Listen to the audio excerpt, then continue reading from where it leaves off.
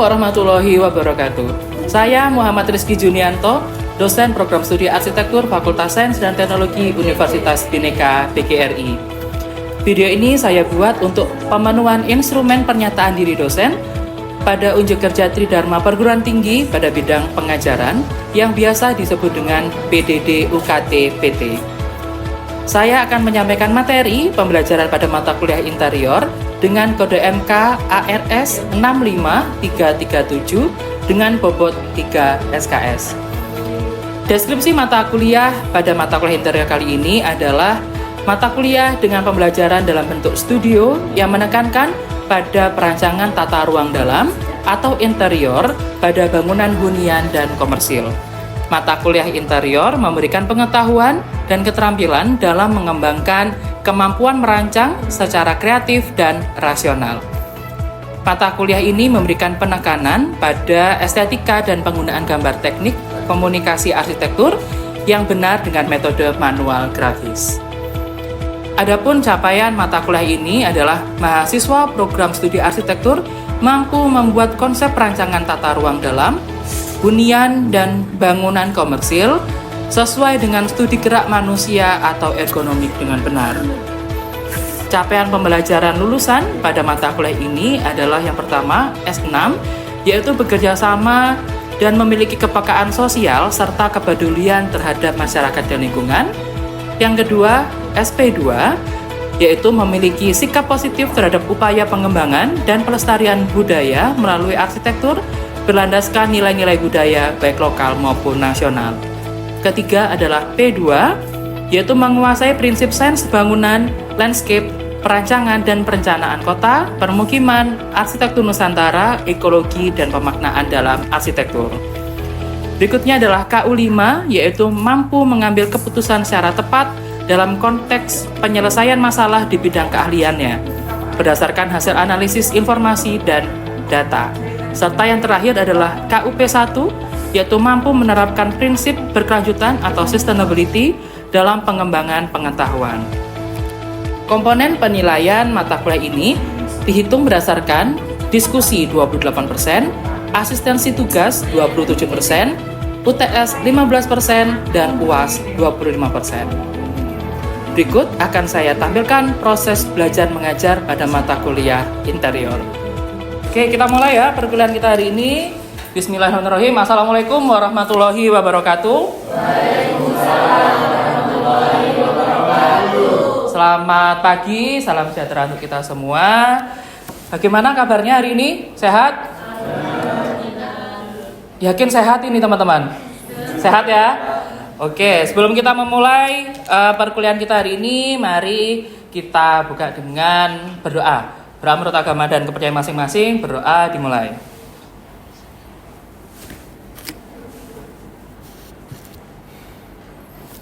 Amin, selesai. Oke, sebelumnya saya mau absen dulu ya. Kita masuk di kelas interior. Materi kita hari ini adalah terkait dengan implementasi interior ruang komersil dengan studi kasus ruang belajar. Ya, oke, saya absen satu-satu dulu. Vanessa hadir? Cindy? Kusnul Dwi Safety? Tantia? Wiratama Ardi?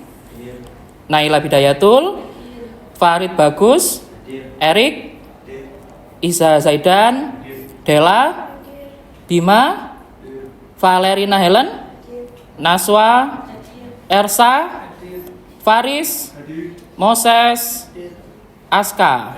Oke, hadir semua? Alhamdulillah hadir semua. Oke. Kita mulai ya perkuliahannya. Interior.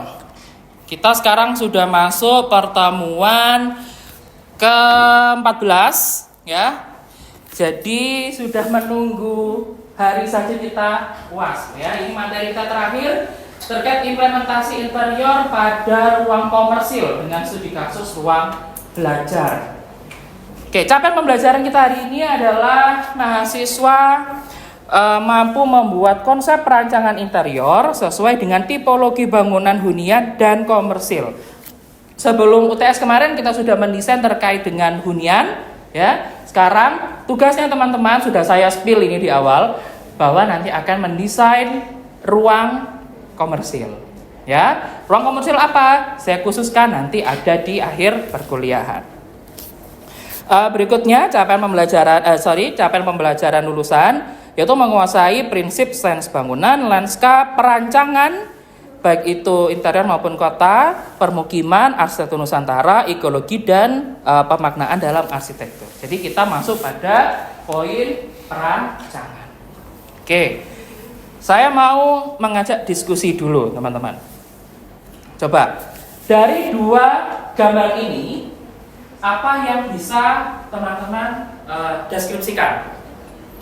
Coba dua gambar ini apa yang membedakan dari gambar ini? Kita lihat dulu persamaannya dulu deh. Persamaan dulu. Sama-sama apa kira-kira? Kayu. Materialnya apa? Bambu ya. Oke, material bambu. Terus ada lagi persamaannya dulu. Persamaannya apa? Coba dilihat, ada kisi-kisi yang dibuka menunjukkan apa berarti? Sirkulasi, ya. Betul. Sirkulasi udara yang maksimal. Persamaannya itu, kita lihat persamaannya dulu. Nah, sekarang perbedaannya. Ya, apa yang membedakan? Kalau boleh memilih, kalian lebih prefer yang kanan atau yang kiri? Yang kanan coba angkat tangan. Ada? Tidak ada. Kalau yang kiri angkat tangan. Nah, kenapa tuh yang kiri? Bersih, terus ada proyektornya Pak. Apalagi bajunya bebas Pak. Coba dilihat dari interiornya teman-teman. Ini adalah dua tipologi ruang kelas, ya, dua tipologi ruang kelas. Yang pertama, ini memang sekolah impres, di mana dengan keterbatasan. Sedangkan kalau yang di sebelah kiri itu adalah sekolah alam yang ada di Bali. Memang didesain seperti ini. Berarti itu menunjukkan apa? Interior itu bisa berubah. Ruang kelas tidak hanya seperti ruang kelas kita, bisa open space seperti ini. Itu ya. Kira-kira kalau misalkan teman-teman disuruh belajar di sini, bagaimana? Mau? Ya sudah, berarti kita di sini ke Bali ya. Oke, kita lanjutkan dulu. Nah, dari dua gambar ini sekarang, dari dua gambar ini ada persamaannya. Coba kita lihat dulu persamaannya. Apa, teman-teman? Dari gambar sebelah kanan dan kiri. Kalau yang kanan dulu. Kalau yang kanan dulu, bagaimana? Ada yang mau angkat tangan? Rame. Coba disampaikan apa? Rame? Rame apa gitu kira-kira? Ornamennya. Ya kan? Ornamennya rame. Terus apa lagi? Penggunaan warna bagaimana? Yang ini. Yang ini dulu. Genjreng, terus apa lagi? Penuh. Gitu ya. Nah, sekarang bandingkan dengan ini. Ya ini memang gambarnya lupa, yang satu ada siswanya, yang satu enggak Pak, kosong gitu ya. Oke. Tapi coba kita lihat yang ini. Yang ini colorful atau enggak kira-kira? Yang sebelah kiri? Bagaimana? Colorful enggak? Colorful, ya kan? Apakah ini semua putih? Ya. Apakah semua kuning? Sama-sama colorful ya? Oke. Ornamennya banyak nggak? Banyak. Tetapi yang membedakan kalau kita lihat gambar yang sebelah kanan itu kok kayaknya penuh sesek ya Pak. Sedangkan kalau yang kiri kok itu lebih lega, lebih kita bisa memiliki ruang untuk bernafas. Yang membedakan apa kira-kira? Pemilihan warna, betul. Pemilihan warnanya kalau yang ini background warna dasarnya hijau. Kalau ini Putih. Kalau misalkan yang putih ini kita terapkan di sini, mungkin ada perubahan. Ya, mungkin ada perbedaan, ada yang sedikit lah, ya. Tapi itu ternyata mendasari bahwa interior basic warna itu juga mempengaruhi nuansa, ya. Oke, dari sini ada yang didiskusikan. Kita lanjut materi dulu ya. Oke. Berikutnya. Nah, ini kita lihat dulu secara teoritis dulu ya penelitiannya.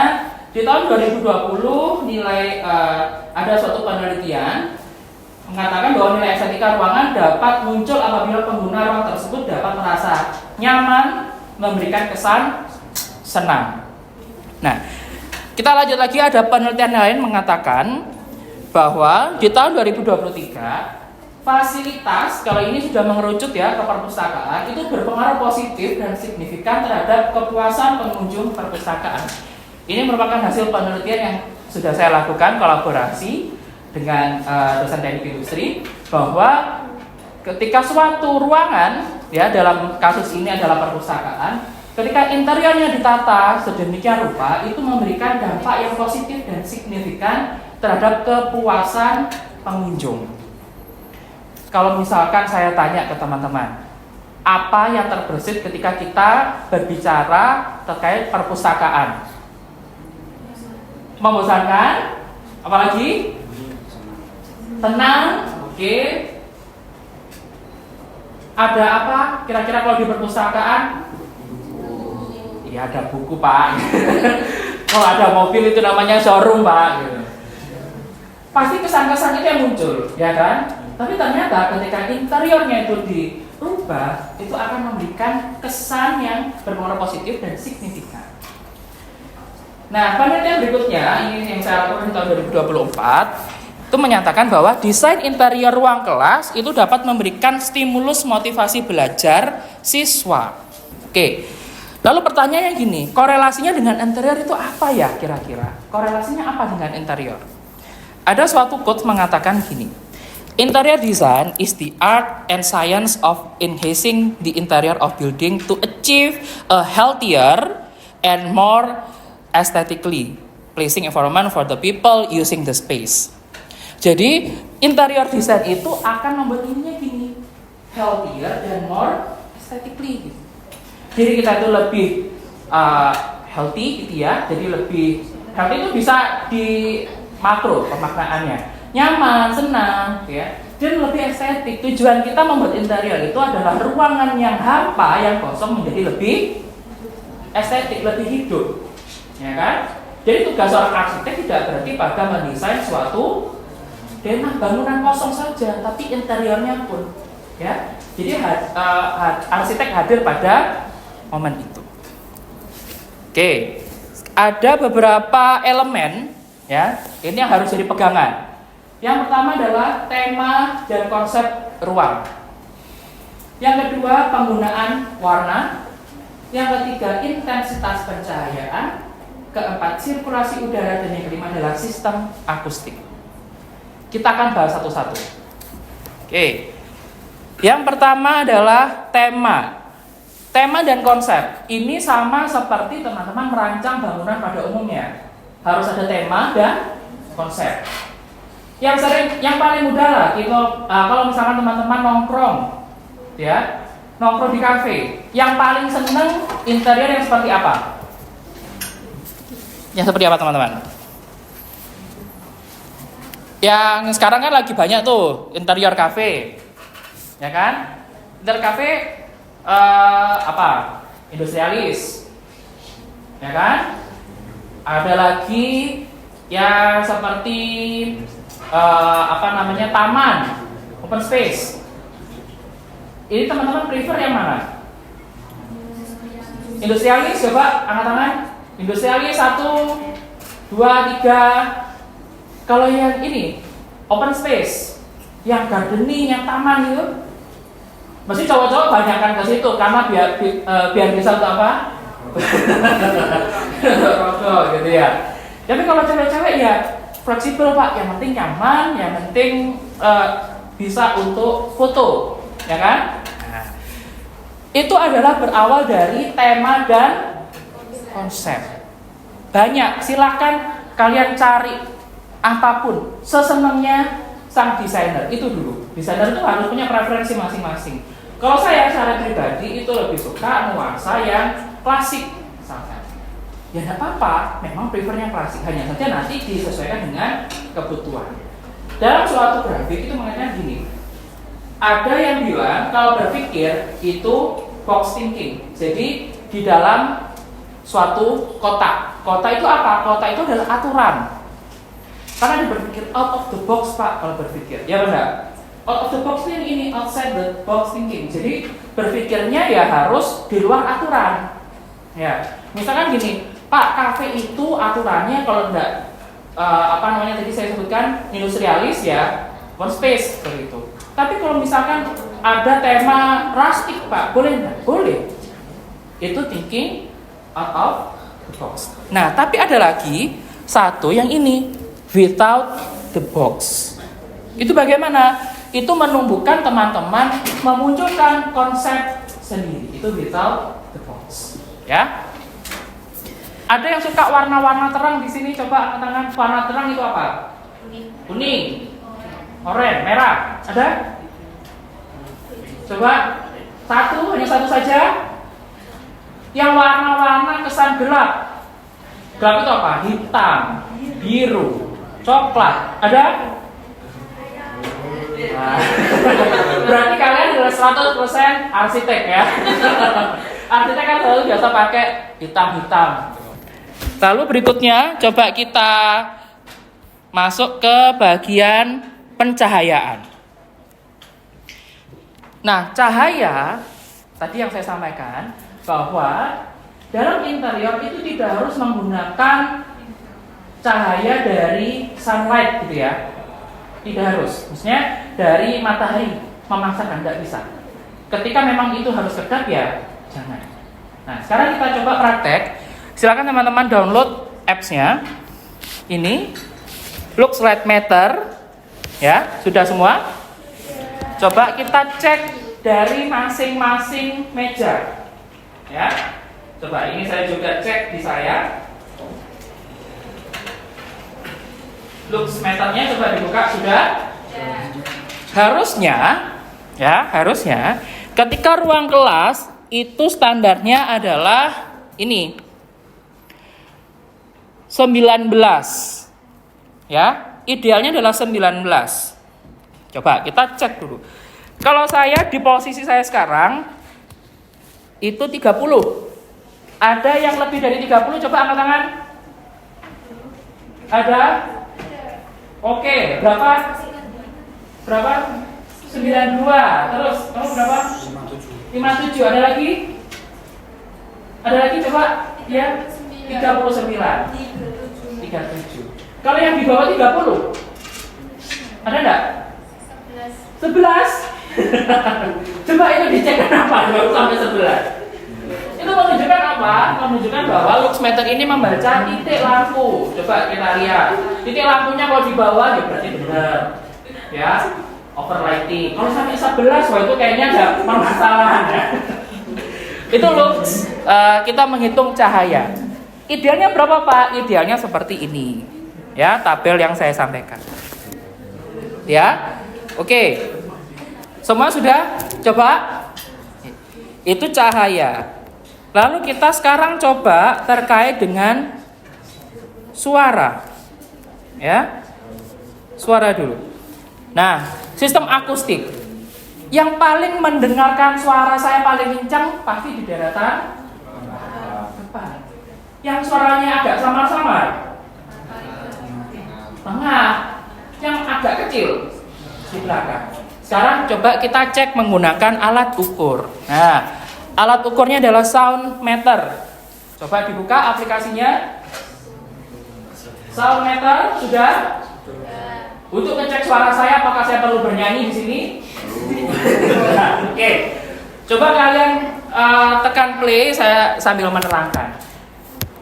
Sound meter ini digunakan untuk melihat sistem akustik pada suatu ruangan. Ketika ruangan tersebut terlalu bising, maka ruang kelasnya tidak nyaman. Oke, kalau di saya saya sampai 82 desibel. Ada yang di bawah 82? Coba angkat tangan. Berapa? Oh, ternyata di baris kedua berapa? 70? Berapa? 70. Yang lebih dari 70? Yang kurang 70? Ada berapa? 57. Kalau segini suara saya berapa? Kira-kira. Berapa kalau misalkan segini suaranya apakah masuk? Gitu? Tidak ada, malah tidak terdengar ya. Nah, itu menunjukkan bahwa sumber suara, ya, sumber suara ini dengan respon itu dia pasti akan berkurang. Seorang desainer interior harus membuat sumber suara di mana baris pertama dengan baris yang kesekian itu harus sama suaranya. Bagaimana caranya? Caranya itu harus mengkondisikan sistem akustik, ya. Oke. Berikutnya ini sirkulasi. Nah, caranya seperti ini. Coba teman-teman pakai satu lembar kertas, ya, satu lembar kertas, ya. Cara ngeceknya yang paling nyaman, kalau ini lampion ya, A, B, C, A, B, C. Kalau A itu seperti hanya begini, hanya sepoi saja, ya. Kalau B diam, kalau C dia sudah bergerak. Kira-kira yang nyaman yang mana? A, B, atau C? Yang A, kalau A dia hanya seperti ini, kalau B dia diam, kalau C ini? Yang A. Ya. Kalau yang C itu dia sudah berlebihan anginnya. Ya. Kalau B sumuk Pak, kalau B dia gerah, gitu ya. Sedangkan kalau A dia hanya sepoi saja. Nah, bagaimana cara pengkondisiannya? Jangan memaksakan Pak, ini harus dibongkar temboknya. Jadi kita harus bisa menggunakan sistem pembawaan buatan AC, kipas angin dan sebagainya. Itu untuk interior, ya. Jadi cara ngeceknya gini, kalau misalkan dia hanya stay gini, berarti tidak ada udara yang bergerak. Tapi kalau dia hanya goyang sedikit, sepoi di anginnya. Tapi kalau sudah bergerak yang cukup kencang, ya berarti anginnya dia besar, ya. Oke. Dari sini ada yang ditanyakan teman-teman? Interior bagaimana? Berpikirnya berarti harus interior itu berarti berpikirnya harus apa? Makro atau mikro? Harus detail. Ya, harus detail. Sedetail apa Pak? Ya sedetail mungkin. Misalkan kalau membuat furniture. Coba kalau furniture kan itu digunakan oleh orang semua jenis manusia ya. Kan tidak hanya yang bertubuh kecil saja, tubuh besar juga harus difasilitasi. Ya kan? Jadi bagaimana semua orang itu bisa nyaman? Itu furniture. Warna pun juga demikian ya. Jangan sampai membuat warna kalian memaksakan, Pak saya tuh gimana pun saya senang hitam. Semua warna saya cat hitam gitu, temboknya saya cat hitam, ya. Tidak bisa. Saya hobinya, saya sukanya tuh warna-warna yang ini Pak yang bright, kuning. Ya semua saya cat kuning, ya enggak. Ya. Harus disesuaikan. Oke. Kesimpulannya adalah ini. Bahwa ruang belajar itu harus ditata furniturnya dulu. Berpikirnya itu harus detail dulu. Ya, harus detail dulu. Bagaimana kita membuat suatu ruang belajar itu bisa nyaman ketika orang yang ada di dalam ruang belajar tersebut itu merasa senang, tadi ya, tidak merasa terintimidasi dan bisa membuat motivasi untuk belajar. Furniturnya dulu kita atur. Yang kedua adalah tadi tentang ornamen. Ornamen itu apa ya? Ornamen itu adalah warna, ya, warna, terus pemilihan tekstur dan lain-lain. Itu yang kedua. Dan yang terakhir pengkondisian karena mau thermalnya ya harus dikondisikan, sistem akustik, suara, ya, terus juga pencahayaan, penghawaan itu harus kita amati. Ya, jangan sampai dari ketiga hal ini menjadi bumerang sebagai seorang desainer interior. Maksudnya gimana? Loh, Pak, saya enggak belajar terkait itu, saya enggak bisa. Ya, jangan, harus dipelajari. Ya, berpikirnya harus detail. Oke, sebagai bahan tambahan, teman-teman bisa melihat referensinya. Ya, referensinya ini adalah penelitian kolaborasi saya di tahun 2023 dengan judul pengukuran quality of service and facilities terhadap customer satisfaction.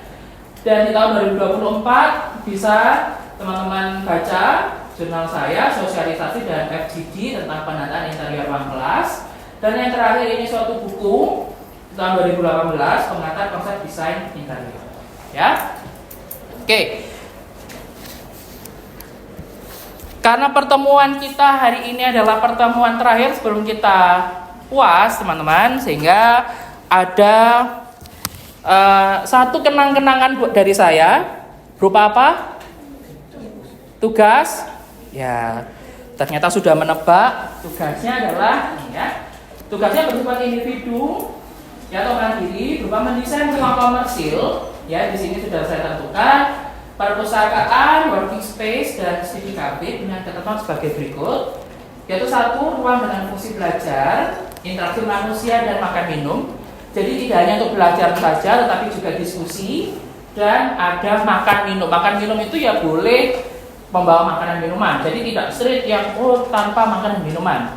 Jadi boleh kafe, perpustakaan yang terbuka dan yang lain. Kelengkapannya apa? Kelengkapannya berupa denah, potongan, perspektif, desain plafon, dan poster. Ya. Konsep desain berupa tema dan skema warna. Pengerjaan selama 3 minggu cukup ya, sampai kita UAS dan bisa asistensi. Pengumpulannya saat kita UAS. Ya, ada yang ditanyakan terkait tugas? Cukup ya, sudah jelas ya teman-teman. Silakan tugasnya bisa kita diskusikan saat asistensi. Ya, oke. Jika tidak ada pertanyaan, saya rasa tutup pertemuan kita hari ini. Terima kasih. Sekali lagi teman-teman, ketika mendesain ruang komersil, khususnya ruang belajar, jangan sampai teman-teman itu berpikir hanya pada POV sendiri-sendiri, gitu ya, point of view sendiri-sendiri, tapi harus membuat POV orang lain, ya. Bagaimana orang itu bisa bisa terasa nyaman pada ruang belajar yang kalian desain, ya. Itu yang pertama. Lalu yang berikutnya tadi yang saya sampaikan ada elemen-elemen penting itu harus dimasukkan, ya, mulai dari konsep, tema, warna dan yang lain hingga perhitungan cahaya, suara dan yang lain terus dihitung, ya. Dan yang berikutnya, ketika teman-teman mendesain interior itu harus everlasting. Everlasting itu bagaimana? Jangan sampai sekarang itu musimnya yang paling banyak ini Pak industrial. Ya jangan mengikuti itu. Yang bisa digunakan sampai beberapa tahun ke depan. Gitu ya. Sebelum saya tutup, sekali lagi ada pertanyaan atau diskusi? Cukup? Oke, terima kasih atas antusiasnya hari ini. Mohon maaf jika ada salah kata.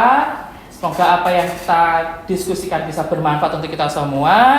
Saya tutup. Selamat pagi. Wassalamualaikum warahmatullahi wabarakatuh.